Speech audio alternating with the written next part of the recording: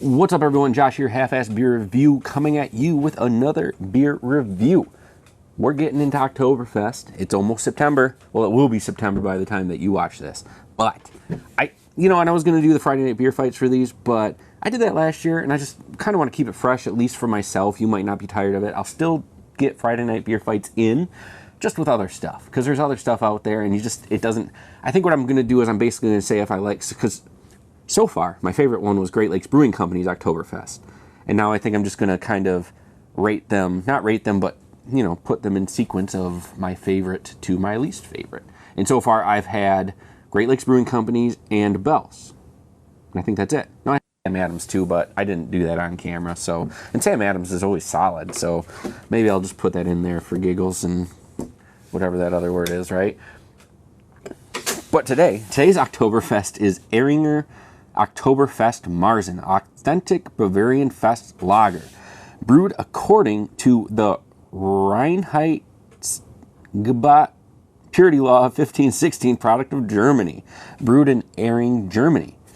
Ayinger, Germany? Ayinger. I keep putting the R in there. Ayinger, Germany. Now, this is at the foot of the Alps, this brewery, actually. Amber-colored, rich, full-bodied. Ayinger, at the foot of the Bavarian Alps, is one of the world's most respected breweries, family-owned and operated since 1878. They gotta be brewing good beer if it's since 1878. Look at that bottle art. It is very traditional and Germanic, right? That's what I have to say about that. This is my first time actually having this Oktoberfest. Let's get into it.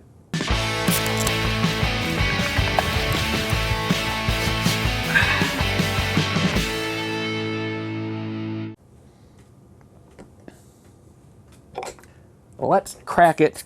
Let's pour it. Look at it, smell it, taste it, see what it's got going on.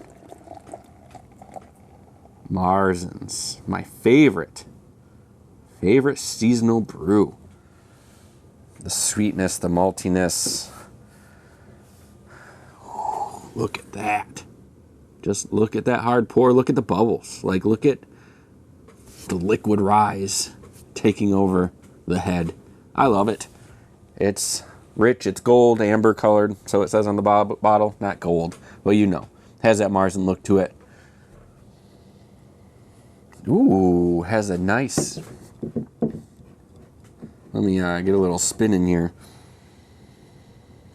Ooh, like that maltiness, that it's almost like a roasted maltiness to this, not like anything coffee or anything like that.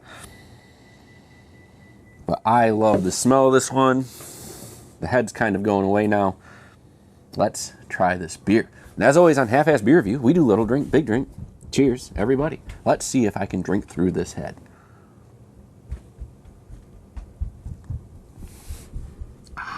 Little mustache on my mustache.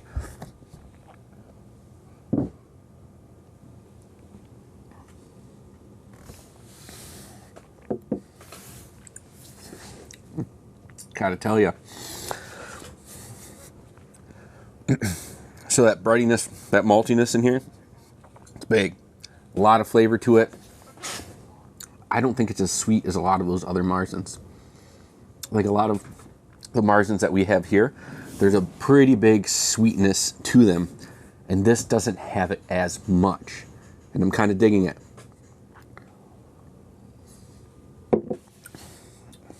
And it's almost like you can tell it's grain maltiness, where the other ones, it just feels kind of like bread. But so far, I think there is a distinct difference between the American Oktoberfest I had and then this one.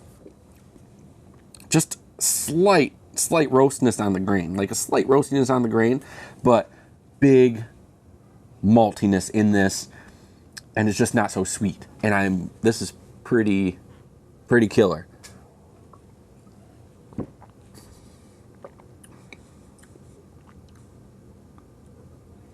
Yeah, and the maltiness just sits in your mouth after the drink. It's just so flavorful. There's just so much flavor in this one.